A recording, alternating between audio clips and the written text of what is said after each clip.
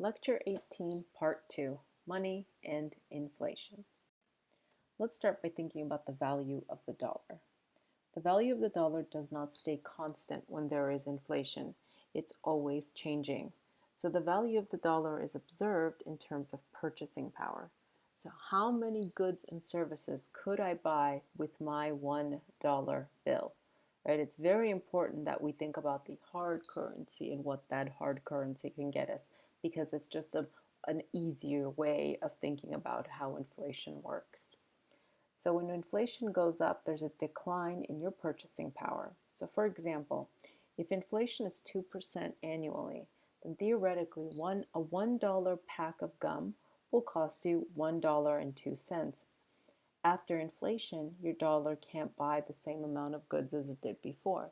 So if you walked into a store with a $1 bill in hopes of just walking up to the register, handing the attendant your $1 bill, and walking out with your piece of gum that you were able to do a year ago, you can no longer do once inflation has occurred. So let's think about the value of money some more. If P is the price level, adjusted by the CPI or the GDP deflator, and P is also represented by a basket of goods measured in money, then 1 over P is the value of $1, and this is measured in terms of goods. Let's look at an example. Let's say your basket contains one candy bar. If the price of that candy bar is $2, then the value of $1 is half a candy bar, meaning that your $1 bill can buy you half of the candy bar. If they were sold, it's like buying half. If the price is $3, then the value of your dollar is actually 1/3 of a candy bar. So what we've done when we look at the value of the dollar is we're no longer thinking about how much something costs. We're thinking about how much of goods can this $1 bill buy me. What inflation does is it drives up prices and drives down the value of money. The concept of the quantity theory of money began in the 16th century. As gold and silver from the Americas started to flow into Europe, they were quickly being minted into coins. This resulted in a period of inflation. This led Henry Thornton in 1802 to theorize that the more money in the economy, the more inflation, and that an increase in the money supply did not necessarily mean an increase in economic output and/or wealth. This theory was further developed by 18th century philosopher David Hume and later Nobel laureate Milton Friedman. This theory asserts that the quantity of money determines the value of the money. As such, we will build this theory of the value of money using money demand and money supply. So first, defining money demand. Money demand refers to how much wealth people want to hold in liquid form. Let's think about the law of the money demand. An increase in prices reduces the value of money, so more money is required to buy goods and services. Thus, the quantity of money demanded is negatively related to the value of money and positively related to the price, other things equal. Demand for money is downward sloping. Money supply is fixed and we'll assume it to be fixed and determined by the Federal Reserve. Demand for money is affected by 4 factors. First, the level of income. Second, interest rates. Third, inflation. And fourth, uncertainty about the future. So let's think about this. The higher the income, we can think of this as a general form in the GDP, the more money we demand. The higher the interest rates, right? If interest rates are high, it increases the opportunity cost of holding money in its cash form, and therefore we're more likely to take the cash form and put it in a bank to yield interest. The lower the interest rate, or the closer the interest rate is to zero, the higher the demand is to hold currency in its liquid form, as there is no opportunity cost of holding in liquid form. Inflation, the more inflation there is, the more dollars that you need to buy goods and services. Uncertainty about the future tends to have a positive impact on the amount of dollars people want to hold. So as there is uncertainty in a given economy, say the prospect of war, or some kind of mass shortages or anything that will generate a negative impact in their future, the more there is a demand to hold money. Let's look further at this to the three explanatory motives for holding money. First, we have the transactions motive. So as we have more and more money, the demand for money, the three motives. The first is the transactions motive. The transactions motive for demanding money arises from the fact that most transactions involve an exchange of money. So the total number of transactions made in an economy tends to rise over time as income rises. So as income or GDP goes up, the transaction demand for money also rises. Precautionary motive: we hold money in case something bad happens in the future, such as an unexpected medical or car repair or a pandemic, for example, where we're locked down for months. So in these cases, we hold extra money as a form of precaution against these events. And finally, the speculative motive. Money, like other stores of value, is an asset, and the demand for an asset depends on its rate of return and its opportunity cost. So typically, money holdings provide no return. So the dollars that you have, say, in your pocket, or say if you have, under your mattress, etc., those don't actually gain any kind of value. And in fact, every year that goes by, they lose value. So the opportunity cost of holding money is the interest rate that can be earned by lending or investing one's money holdings. So if you put your money just in a savings account that yields, say, 1% return a year, at least that way you have some safeguard against the inflation period. Let's look at the diagram of money supply and demand. Here you see we have two y-axes. On one side, on the left, we have the value of money, or 1 over P. This basically tells us how much each dollar is worth in terms of goods. And then we have the price level, which is the price value. So as the value of money rises, so we go from 1/4 to 1, what we notice is that the price level falls. So they're inversely related. Price and value of money are inversely related. So when the value of your dollar goes up from 1/4 to 1/2, it's like saying the price of the good went from $4 to $2, etc. As we said earlier, the Federal Reserve fixes the money supply regardless of the level of P. The money demand is downward sloping, so a fall in the value of money or increase in price increases the quantity of money demanded, because as the price of goods go up, you need more and more dollars in order to pay for them. The equilibrium of money supply and money demand basically tells us the current price level. And as the price adjusts to equate the money demand to the money supply. What happens if the money supply increases, holding all else constant? Well, if we double the money supply, in this case from 1,000 to 2,000, notice we have a new equilibrium level of price. And as such, we see that what's happening as that price level went up is the prices have gone up and the value of the currency has fallen. Now, in this case, the money doubled and you can see the price level was cut in half, but that doesn't always work out that way, for which we're going to use the quantity equation a little bit later on. Now, since we know that the value of money falls over time, let's have a look at the differentiation between real and nominal variables. Nominal variables that include things such as nominal GDP, nominal interest rate, and nominal wages. These are basically all in terms of current dollars, in today's terms. Real variables, like the real GDP, remember that we held prices constant to a base period in order to calculate the real GDP, the real interest rate, and real wages.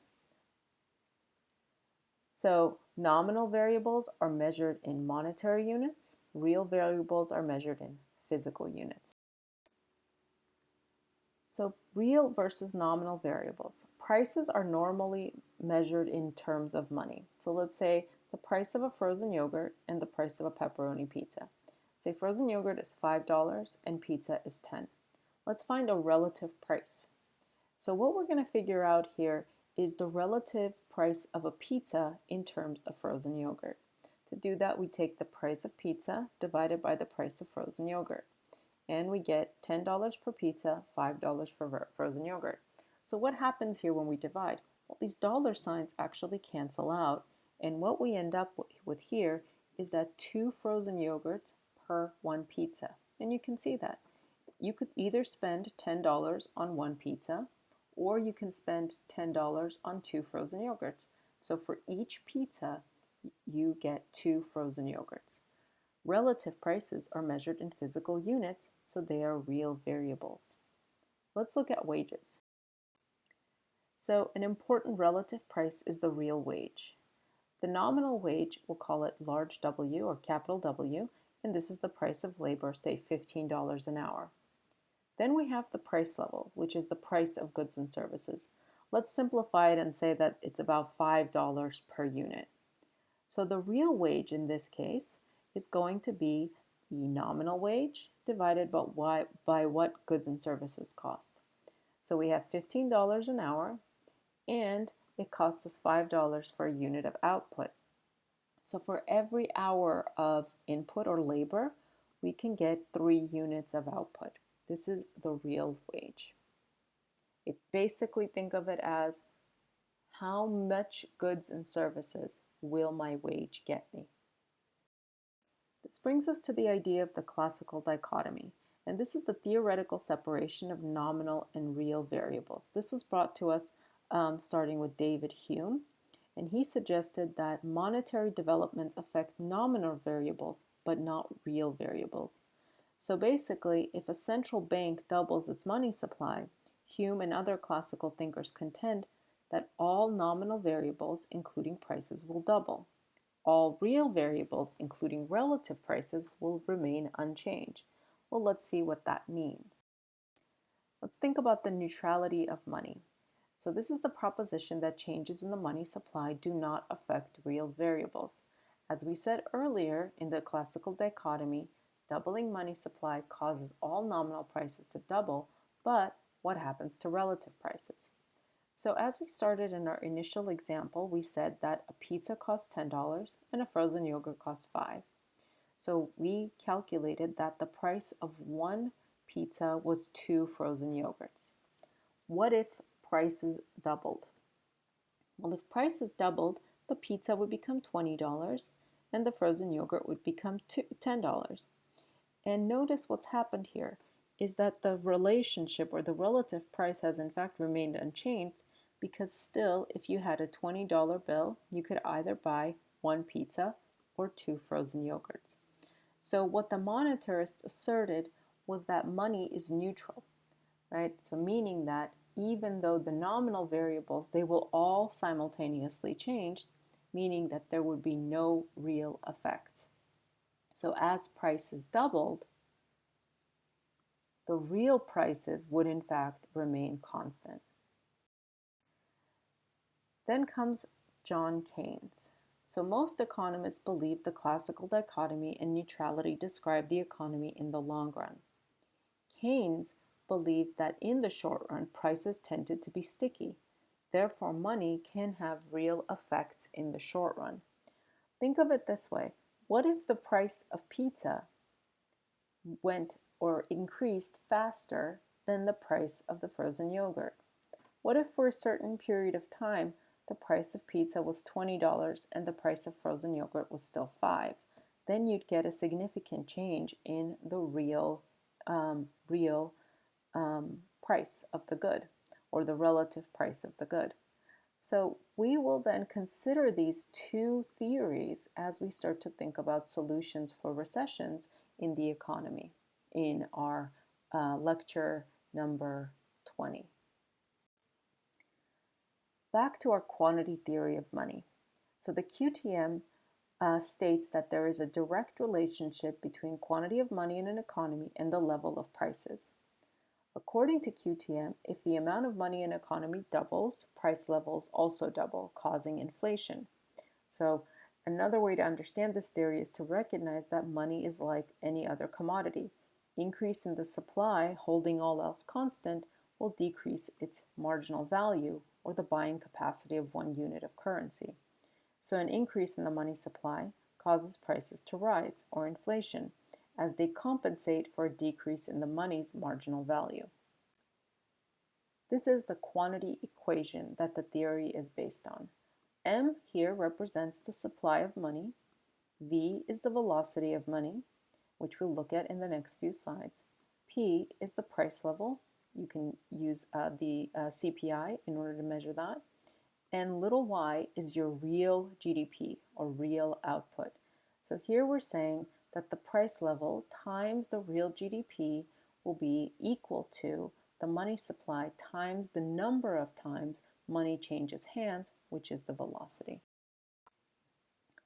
So the velocity of money is a measure of the number of times that an average unit of currency is used to purchase goods and services within a given period. The concept relates the size of the economic activity to a given money supply and the speed of money exchange in one of the variables that determine inflation. So simply, it is the rate at which money changes hands. So if we have the price times real GDP, that basically gives us nominal GDP. M is our money supply, and V is our velocity. So our equation is, if you have a certain level of prices and a number of units of output, given a certain amount of money supply, money has to change hands a certain number of times. Okay, so this is the relationship. Let's look at this relationship in the United States from 1960 to 2013. This is U.S. nominal GDP, M2, and velocity from 1960 to 2013. Notice here in the nominal GDP, the blue line here is basically growing fairly consistently throughout the time period, except of course this collapse right here, which is effectively the 2008 financial crisis. In red, you'll see the money supply in terms of M2, and notice that during the time of the 2008 financial crisis, M2 picked up quite substantially, and this was as a result of trying to help the economy kind of come back. Notice velocity, right? Velocity has basically stayed constant throughout this entire time period, which means the number of times money is changing hands is staying fairly consistent. So let's look at this equation again. We already saw that based on data from the past, that velocity is stable. Okay, we can actually just imagine that it's fixed. Right? We'll put a line about that and make it constant. So a change in M, right, as M increases, this causes this nominal GDP, P times Y, to increase.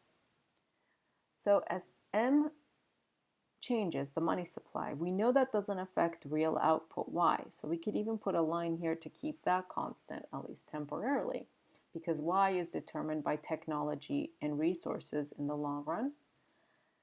So price changes by the same amount as M.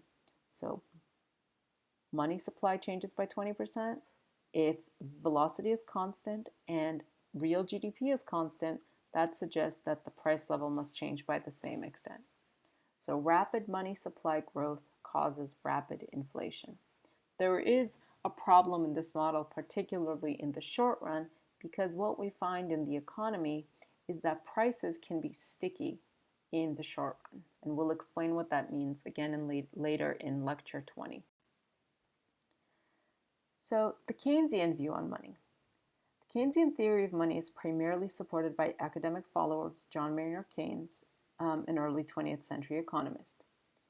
In the Keynesian theory, the economy was divided into two basic features. First, the real economy, which determined the factors of material production such as labor, and the monetary economy, which affects factors of valuation such as price level. Keynesians generally believe that events in the real economy, such as reduced labor demand or government fiscal policies, have a greater effect on economic growth or recession than events that affect supply or credit alone. Now let's look at the monetarist view. The monetarists are interested in economic effects regarding the size and structure of the money supply. questions regarding price levels and value of currency, and the availability of credit. In general, monitors believe that practices and events that affect the amount of money available for use by the economy have a more substantial impact on short-term productivity than do factors such as employment levels, aggregate demand, and government fiscal policy. We will be looking at aggregate demand in detail in Lecture 20. The debate between monetarist and Keynesian theories of money is often raised in times of economic recessions, when productivity declines and unemployment levels rise. Keynesians often seek to address weak economic conditions using fiscal government stimulus, efforts to increase government expenditure, lower taxation, and invest in long-term productive output, with the exception that these policies will increase economic demand. Monetarists, by contrast, are more interested in increasing the supply of money available to lenders and businesses, with the expectation that easier access to credit is more effective than generating productive growth. Governments and central banks often enact policies to respond to recessions that are based in some degree on both theories. We will look at these in more theory and their functioning when we look at the model of aggregate demand and aggregate supply. Let's proceed to Lecture 19.